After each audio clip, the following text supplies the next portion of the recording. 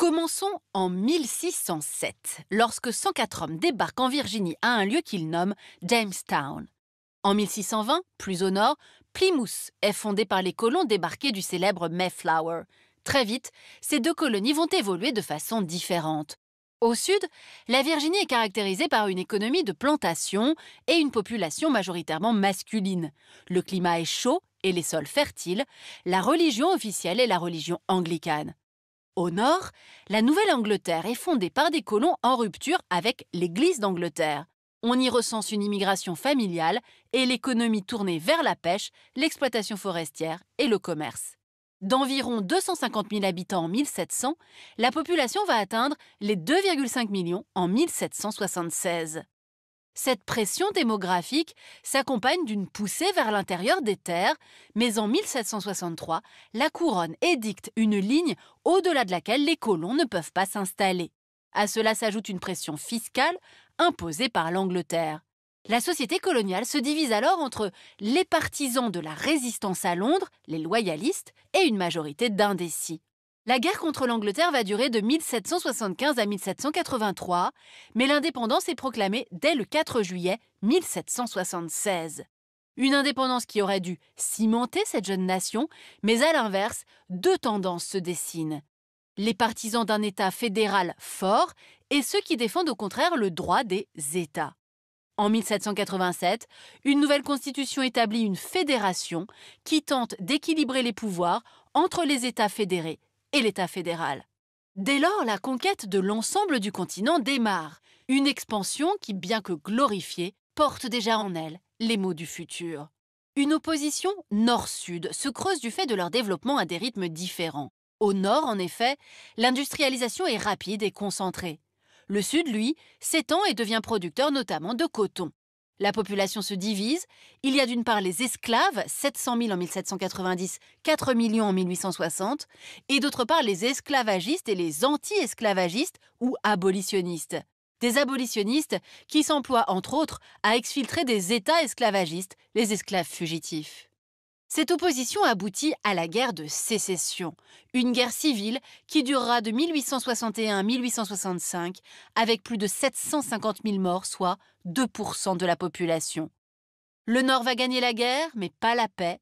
Le Sud, ravagé, reste occupé militairement pendant 12 années et les progrès sont minces. À l'esclavage succède la ségrégation. La fin de la conquête du continent se fait par l'exploitation de l'Ouest. Mise en place de voies de communication et exploitation des ressources, cette conquête se fait aussi sur le déracinement et l'enfermement dans des réserves du peuple amérindien. Par ailleurs, le pays fait face à une immigration considérable. La population, qui avait déjà triplé entre 1820 et 1860, triple à nouveau entre 1860 et 1910. Cette immigration suscite des réactions hostiles des Américains qui se considèrent d'origine, les WASP, White Anglo-Saxon Protestants, et qui rejettent en masse ces nouveaux arrivants. À l'ouest, l'immigration chinoise, bien que minoritaire, est à l'origine de la première loi migratoire, le Chinese Exclusion Act de 1882. À l'est, le centre d'Ellis Island est créé en 1892 et l'entrée dans le pays est conditionnée au passage d'un test de lecture. C'est à la surprise générale que le milliardaire de Floride est élu. Constat immédiat, Trump bénéficie du clivage originel entre le Nord et le Sud. Ainsi, les États du Sud, qui ont voté pour lui, sont ceux qui pratiquaient autrefois la ségrégation raciale. Mais fait nouveau, la victoire de Trump s'est aussi jouée à quelques milliers de voix dans les bastions historiquement démocrates de ce que l'on appelle la Rust Belt, c'est-à-dire la ceinture de rouille, région industrielle en fort déclin. L'élection de Trump donne aussi à voir un pays scindé entre une Amérique plus rurale, plus conservatrice, et un pays plus urbain, tourné vers le progrès. Une division entre le centre et les côtes. En effet, sur les 333 millions d'habitants que compte le pays, près de 250 millions vivent dans des zones urbaines ou à proximité. Et c'est dans la plupart de ces grandes villes que se trouve le vote démocrate. Une division du pays que l'on retrouve aussi avec un autre marqueur fort de la société américaine, la réglementation de l'avortement. Mais avant d'aller plus loin dans l'étude de cette carte, arrêtons-nous un instant sur la Cour suprême, héritage de la Constitution de 1787. Il s'agit de la plus haute juridiction du pays et depuis 1869, elle compte 9 membres désignés à vie par le président. Ce dernier est censé choisir une personnalité avec qui il partage des affinités politiques et idéologiques, mais aussi suffisamment modérées pour que soit garanti l'équilibre des pouvoirs. Sauf que durant son mandat, Trump a désigné 3 des 9 juges qui siègent actuellement à la Cour suprême, 3 juges ultra-conservateurs qui font durablement basculer la Cour. Ainsi, le 24 juin 2022, l'une des premières décisions de cette Cour a été le renversement de la jurisprudence Roe versus Wade de 1973. Conséquence, ce sont désormais les États qui légifèrent sur le droit à l'avortement, lequel n'est plus protégé au niveau fédéral. Regardez cette carte. On peut y voir les États qui ont interdit ou très fortement restreint depuis l'avortement, voire qui l'ont criminalisé. Ainsi, en Oklahoma, en plus de son interdiction, toute personne ayant pratiqué l'IVG ou tenté de le faire s'expose à une peine pouvant s'élever à 10 ans d'emprisonnement et 100 000 $ d'amende. Inversement, la Californie et l'Oregon sur la côte ouest et les États de la côte nord-est ont décidé de protéger l'accès à l'avortement. Ce clivage socio-géographique traditionnel est malgré tout en train d'évoluer, notamment dans des États traditionnellement républicains, mais à forte population étrangère. C'est ce qu'on a pu observer à l'occasion de la lutte contre la politique anti-immigration clandestine de Trump.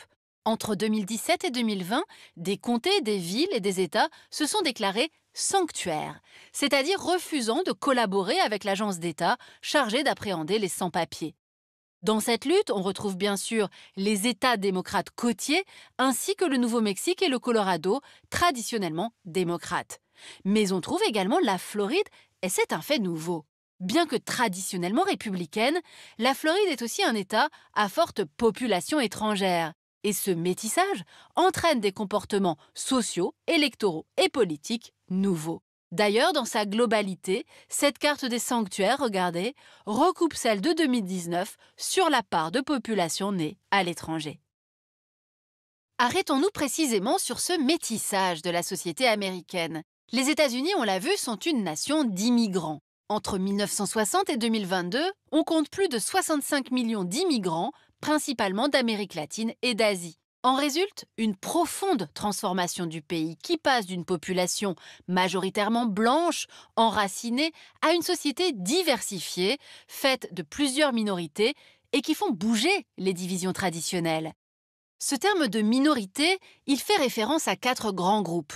Les hispaniques, presque 19% de la population, les afro-américains, 12%, les asiatiques et insulaires du Pacifique, 8%, et les amérindiens et autochtones d'Alaska, 1%. Dans certaines zones, l'une ou l'autre minorité est dominante, de même que dans certaines villes, ainsi la minorité asiatique à Seattle ou à Portland, ou hispanique à Austin, San Antonio et Houston. D'ailleurs, entre 1990 et 2020, la croissance la plus rapide est celle des hispaniques, avec plus 23%. Enfin, il est des débats qui font exploser tous ces clivages de la société américaine. Celle des mobilisations massives du mouvement Black Lives Matter, né en 2013 pour dénoncer le racisme envers les Noirs et qui faisait suite à l'acquittement de l'assassin d'un adolescent noir, Trayvon Martin.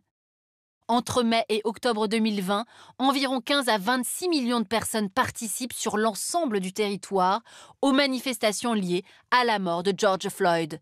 Cela fait de ces protestations le plus grand mouvement de l'histoire du pays.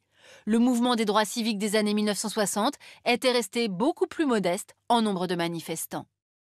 Le Costa Rica est un petit pays d'Amérique centrale situé sur cette fine bande de terre qui relie l'Amérique du Nord à l'Amérique du Sud. Un confetti de 51 100 km², soit une superficie 10 fois plus petite que la France, mais qui concentre une grande diversité de paysages. Sa situation est privilégiée.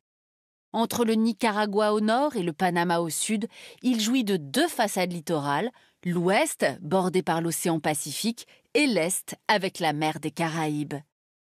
Situé sur la ceinture de feu du Pacifique, les forces telluriques façonnent les innombrables reliefs du pays.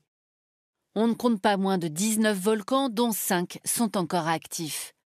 Le plus célèbre est le volcan Arenal, dont l'éruption a été l'une des plus longues de l'histoire contemporaine. Coincé au pied de l'une des 3 chaînes volcaniques du pays, se trouve un plateau fertile, la vallée centrale. C'est le poumon économique du pays. La région abrite les 3/4 des 5 millions d'habitants, dont plus de 2 millions dans la seule métropole de San José, la capitale. Grâce à sa multitude de climats, ses montagnes majestueuses, ses plages et forêts tropicales luxuriantes, le pays bénéficie d'une biodiversité exceptionnelle, une singularité que le Costa Rica cultive. Voyons comment.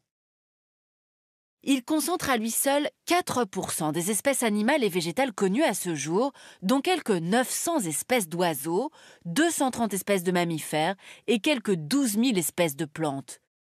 À cela, il faut ajouter la biodiversité marine, car le territoire du Costa Rica s'étend jusqu'à l'île Coco, petite île volcanique inhabitée située à 500 km de ses côtes.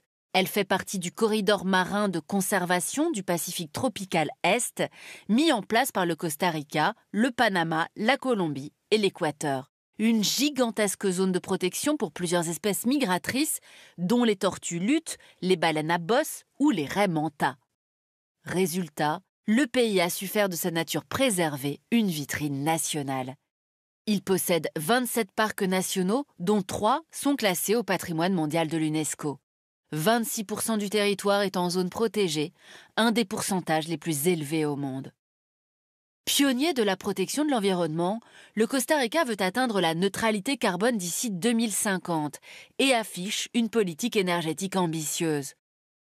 En 2019, le pays a réussi l'exploit de produire près de 99,9% de son électricité à partir d'énergies renouvelables, parcs éoliens, centrales de géothermie et centrales hydrauliques. Fier de se présenter comme un pays éco-responsable, le Costa Rica met aussi en avant d'autres singularités. Un régime démocratique prospère et pacifique, atypique en Amérique centrale. Depuis 1949, il est le premier pays au monde à avoir aboli constitutionnellement son armée. Un budget qui est réaffecté à l'éducation et à la santé. Résultat, le pays affiche un taux d'alphabétisation de 97,8% et un PIB par habitant de 10 546 €, ce qui le classe au 2e rang de l'isthme centra-américain, après le Panama. Un niveau de développement qui lui a permis d'adhérer en 2021 à l'OCDE, club très sélect des pays démocratiques les plus riches du monde. Autre atout, le Costa Rica est un havre de paix au cœur d'une poudrière. Les pays du triangle du Nord, Guatemala, Honduras et Salvador, sont gangrénés par la violence sur fond de pauvreté et de trafic de drogue. Quant au Nicaragua, présidé d'une main de fer par Daniel Ortega, il est miné par l'autoritarisme et la corruption.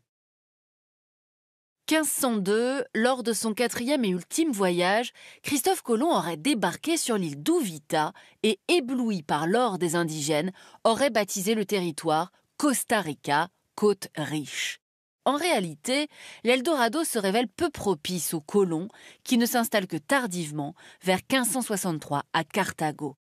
Pas de mines de métaux précieux, une main-d'œuvre indigène peu nombreuse, le Costa Rica reste une périphérie de l'Empire administrée par la couronne espagnole depuis la capitainerie générale de Guatemala.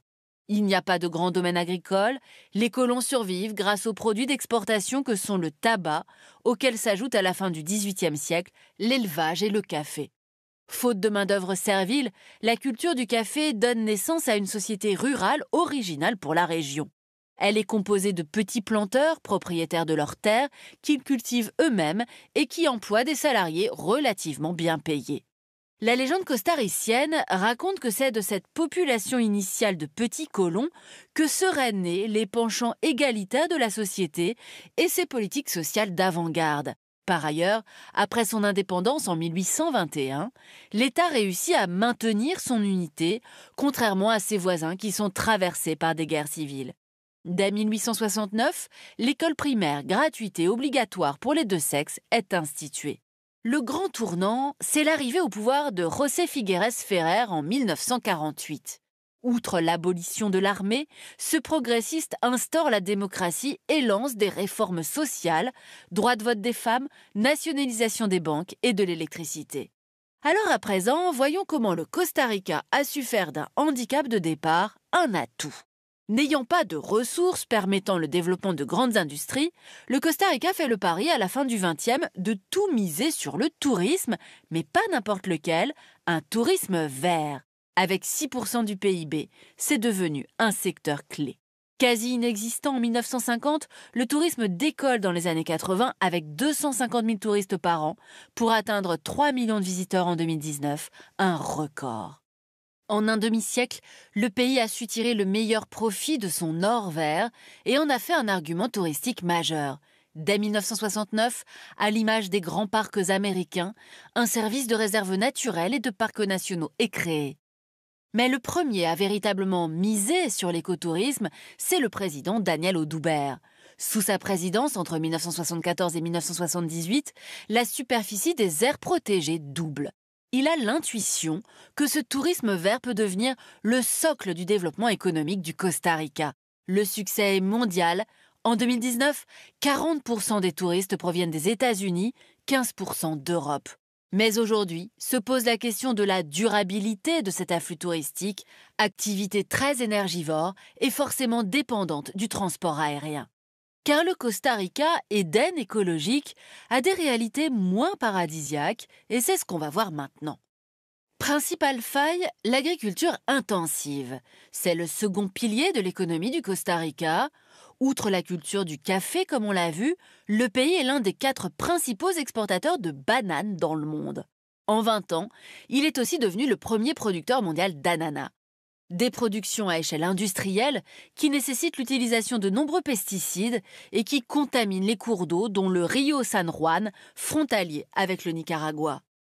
Ces grandes plantations agricoles ont également mis à mal les denses forêts du pays. En 1945, 75% du territoire était recouvert de forêts tropicales. En 1983, regardez, le chiffre était descendu à 26%.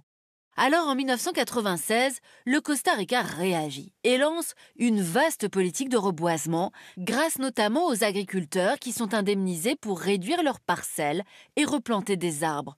Aujourd'hui, le Costa Rica est ainsi parvenu à reboiser près de 60% du territoire. À l'image de la lutte contre la déforestation, le pays, réputé l'un des plus heureux de la planète, doit relever de nombreux défis pour maintenir son statut de petit paradis vert. En premier lieu, lutter contre les inégalités. Le pourcentage de personnes vivant sous le seuil de pauvreté est ainsi passé de 21% en 2019 à 26% en 2020. Des inégalités croissantes qui touchent notamment les populations amérindiennes, lesquelles représentent 2,4% de la population. Difficultés économiques, mais aussi augmentation du grand banditisme. En cause, le narcotrafic qui a trouvé au Costa Rica un point de passage stratégique pour le trafic de drogue de la Colombie vers les États-Unis. Voici l'Atlantique, 94 millions de kilomètres carrés, le deuxième plus vaste océan du monde après le Pacifique.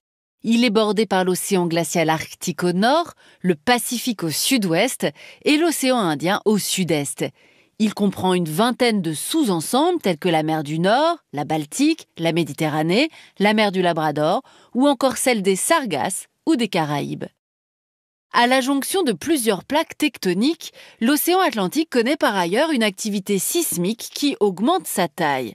Chaque année, l'Europe s'éloigne inexorablement de quelques centimètres de l'Amérique. Espace en mouvement permanent, l'océan Atlantique est également parcouru par de nombreux courants chauds et froids qui influent sur le climat des régions qui le bordent. Le plus connu en Europe occidentale est le Gulf Stream, un courant chaud qui naît dans le détroit de Floride et parcourt plus de 6000 km pour atteindre nos côtes et nous assurer un climat tempéré qu'on appelle aussi océanique. Un bénéfice qui pourrait être remis en cause par le réchauffement climatique, lequel pourrait modifier le tracé du Gulf Stream. Les courants marins permettent également à l'océan Atlantique d'abriter une faune extrêmement riche. Plus de 1100 espèces de poissons qui ont représenté de tout temps une source d'alimentation notoire pour de nombreux pays. L'océan Atlantique est aujourd'hui la deuxième zone de pêche à l'échelle du monde, avec un quart des prises mondiales, loin toutefois du Pacifique qui représente 58% des prises. Mais l'augmentation de la pêche et de la consommation de poissons a conduit à l'épuisement d'espèces telles que le cabillaud, le saumon ou le lieu. Une surpêche d'autant plus problématique que l'Atlantique est aussi soumis à une pollution massive par les plastiques.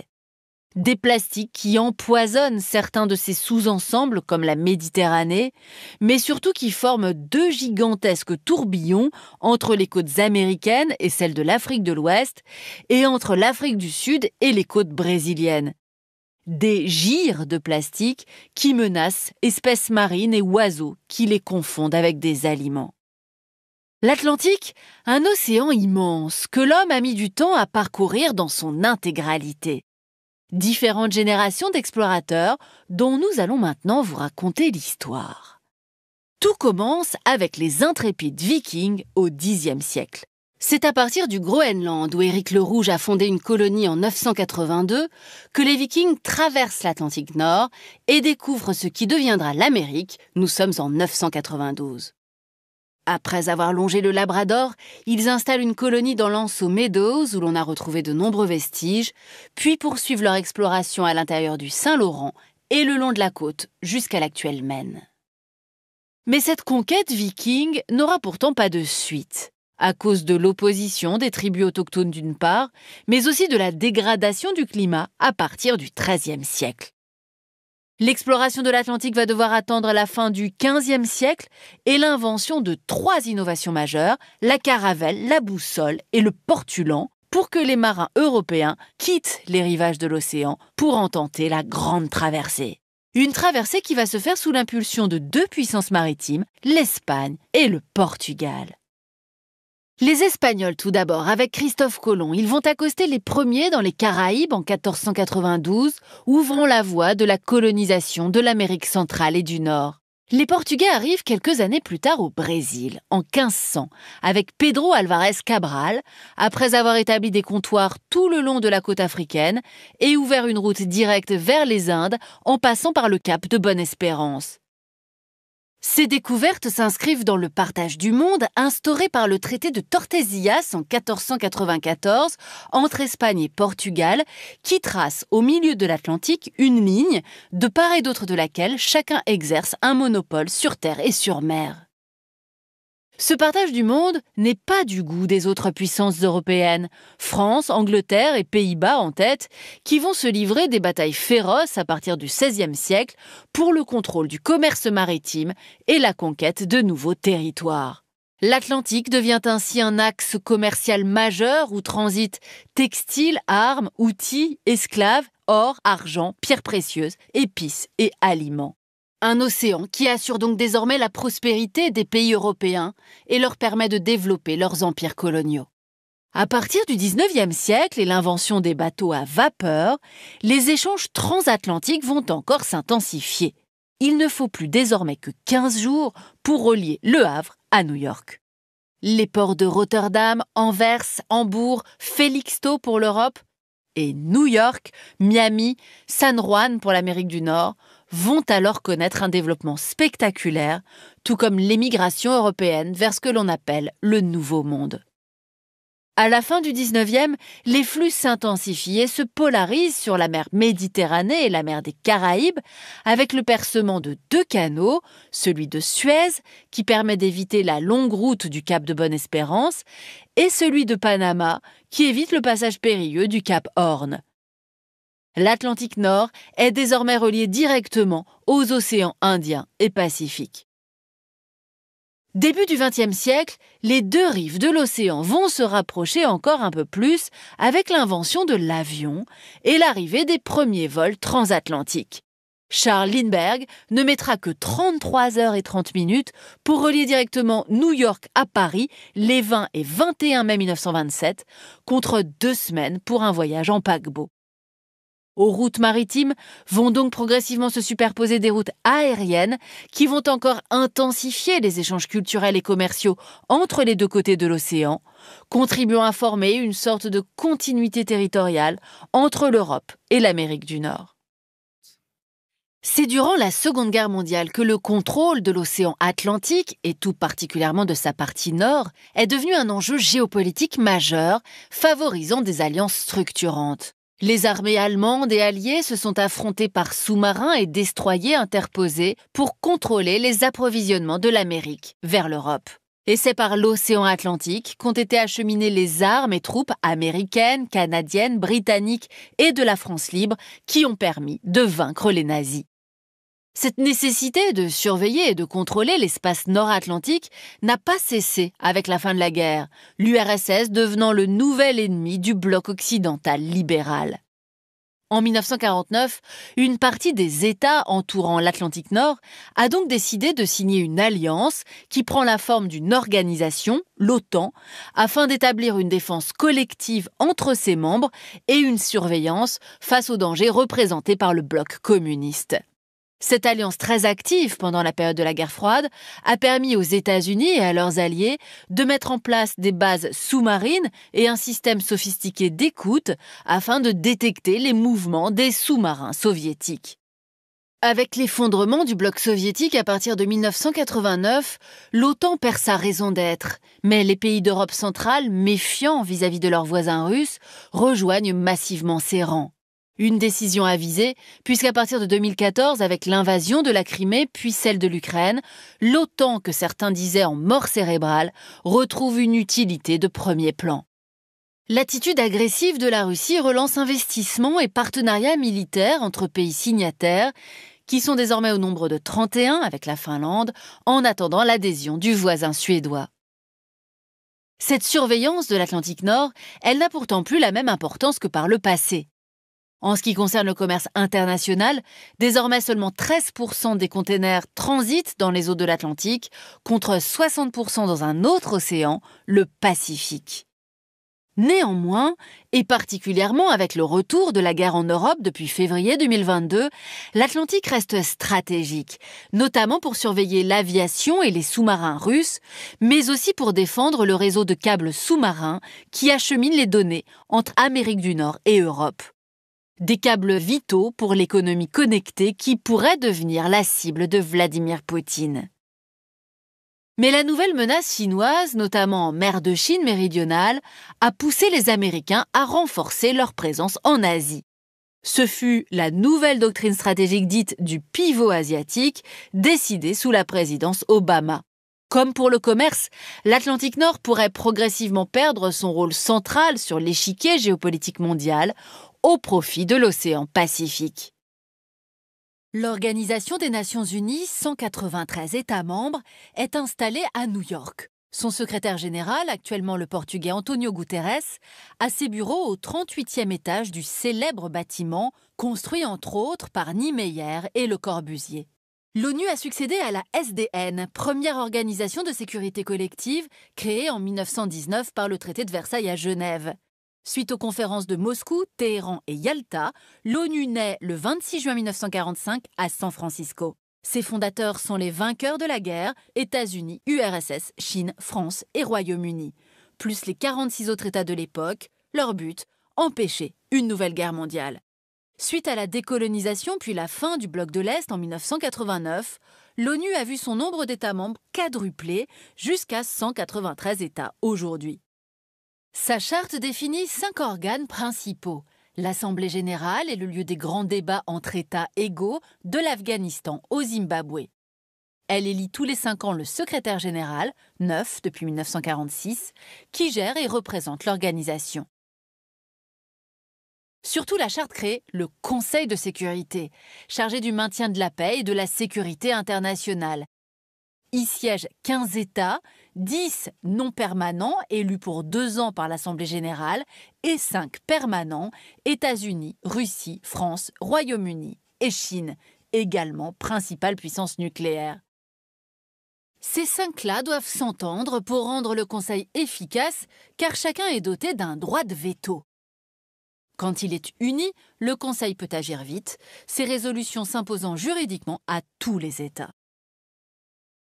Enfin, deux institutions moins connues, la Cour internationale de justice de La Haye, chargée de régler les différends entre États, surtout frontaliers, et le Conseil économique et social, 54 membres.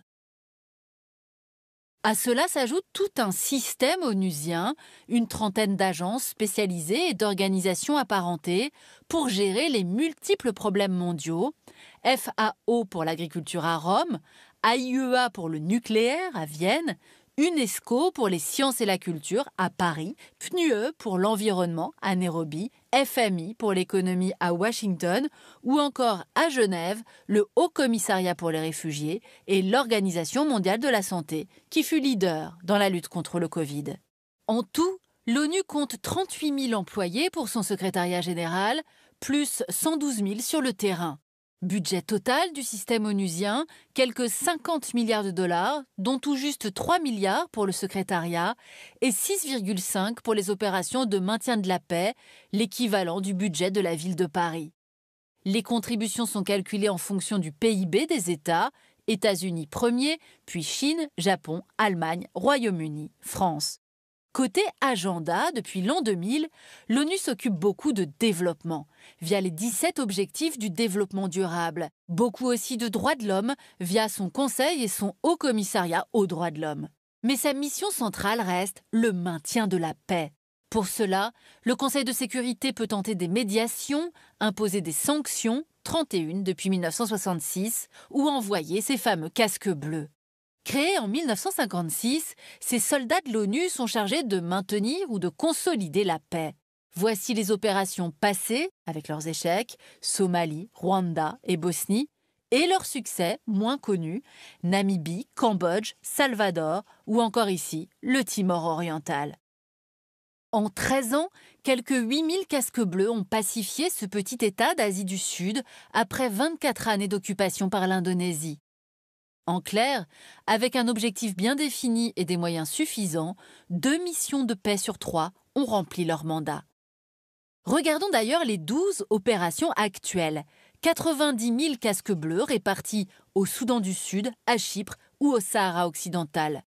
Notons que les pays du Sud fournissent les plus gros contingents de casques bleus, Bangladesh, Népal, Inde, Rwanda.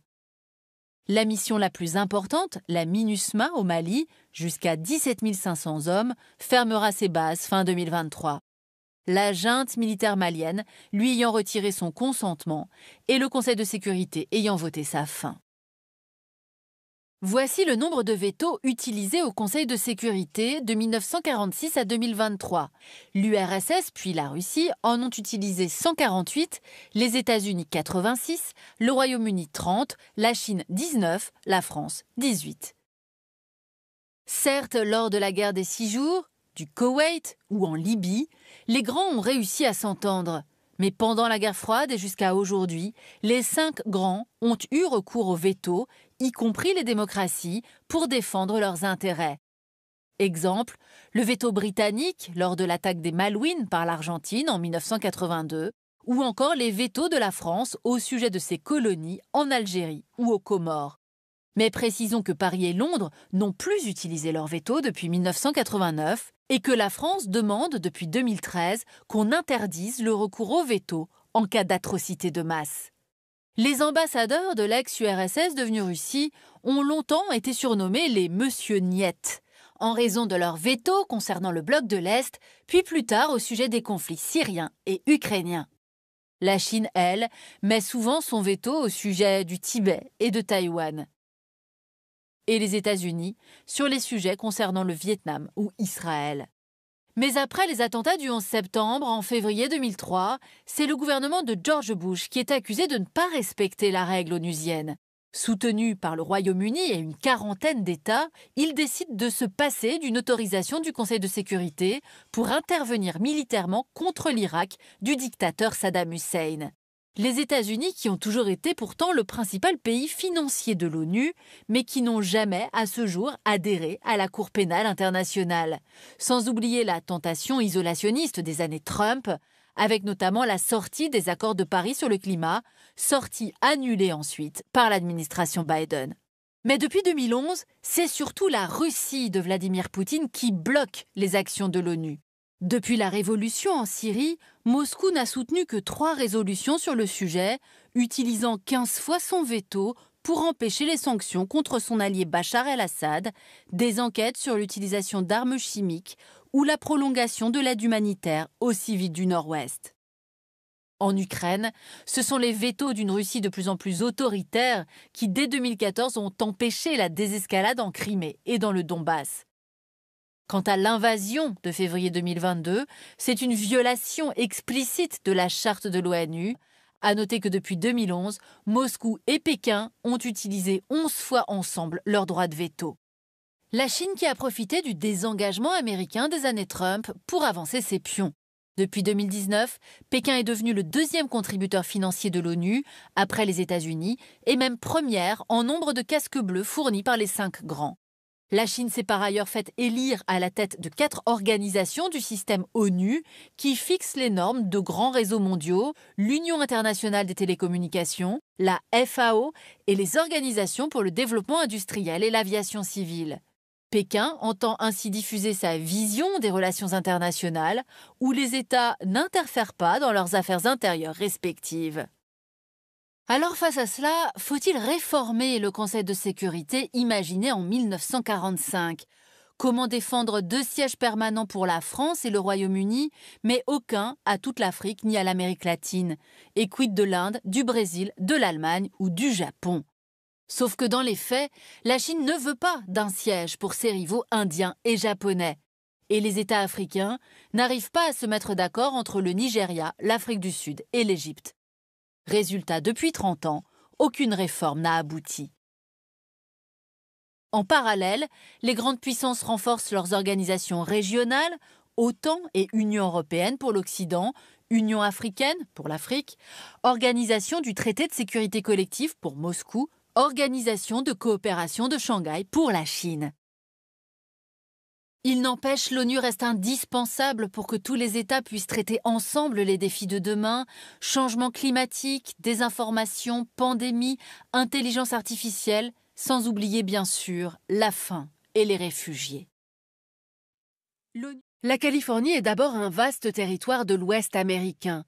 Avec plus de 420 000 km², il s'agit du 3e plus grand État des États-Unis en termes de superficie, juste derrière l'Alaska et le Texas. De l'Oregon aux terres arides à la frontière mexicaine, la Californie s'étend sur plus de 1300 km le long du Pacifique. Sur son flanc est s'étend le massif montagneux de la Sierra Nevada, où culmine le mont Whitney à 4421 mètres. Au cœur de la Californie, voici la vallée centrale, où se trouvent les terres les plus fertiles. Le long de l'océan, les chaînes côtières, à cheval sur de multiples failles sismiques. Et plus au sud, des régions désertiques, à l'image du désert des Mojaves, où se trouve la fameuse vallée de la mort, avec des températures pouvant dépasser 50 degrés. La Californie, c'est également l'État le plus peuplé des États-Unis. Avec ses 39 millions d'habitants, elle abrite à elle seule 11,5% de la population états-unienne.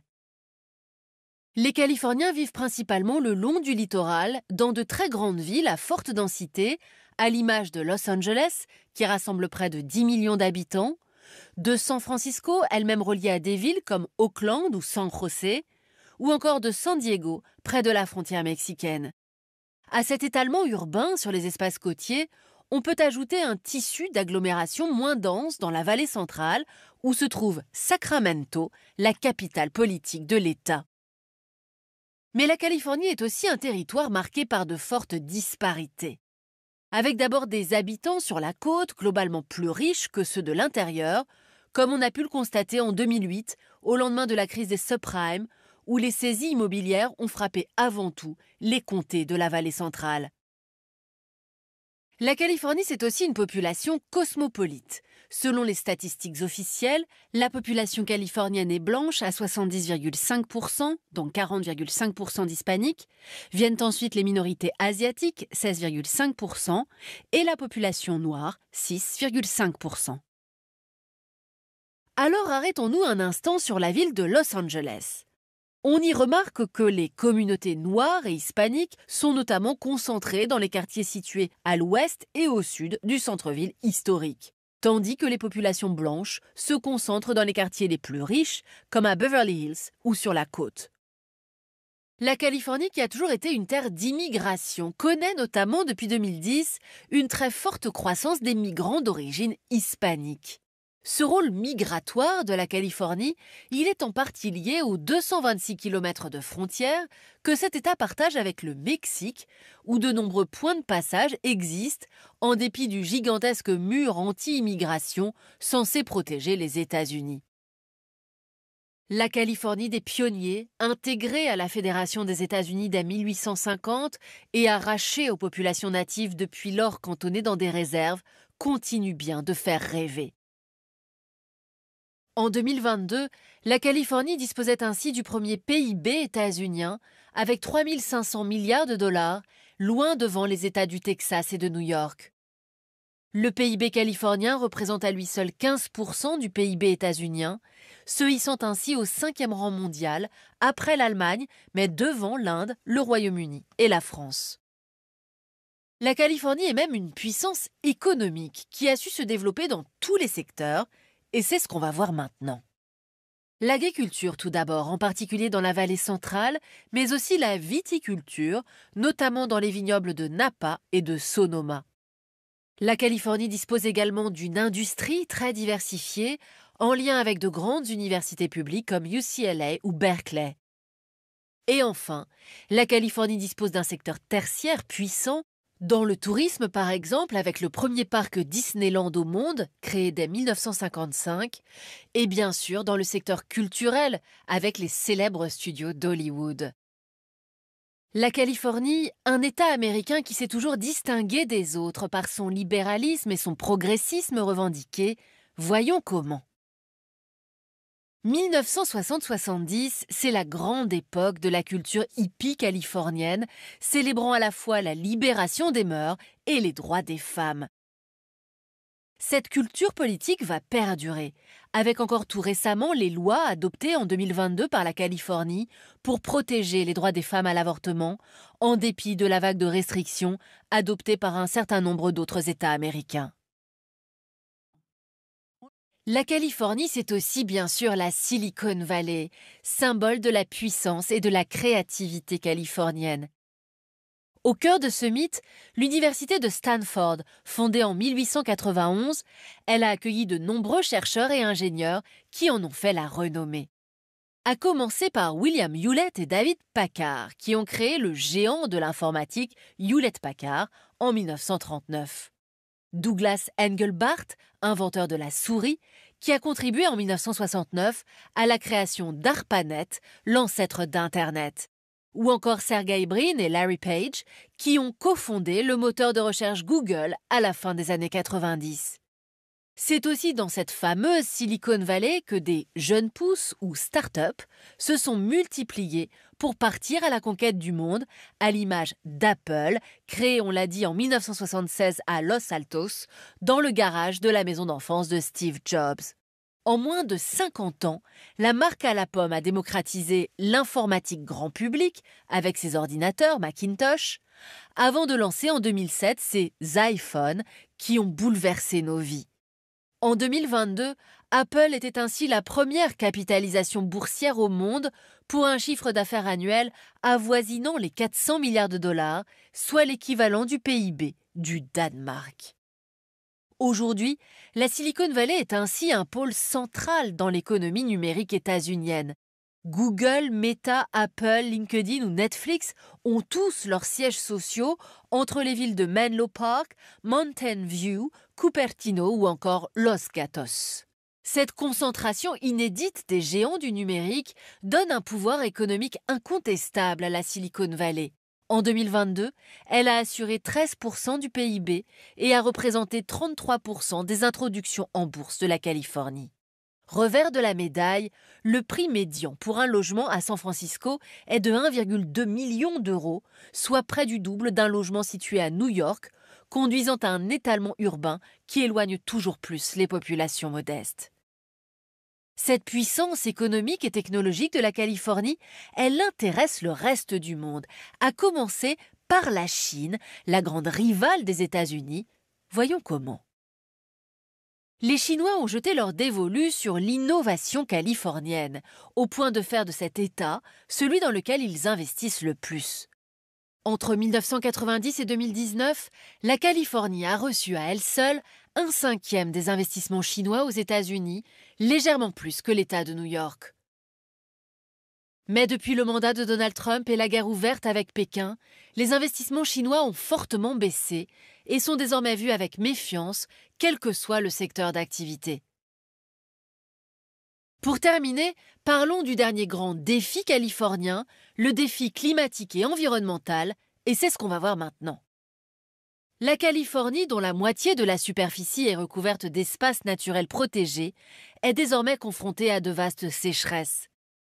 Durant l'été 2022, 100% de l'État a même été classé en situation de sécheresse, dont 16% est classé en situation de sécheresse extrême.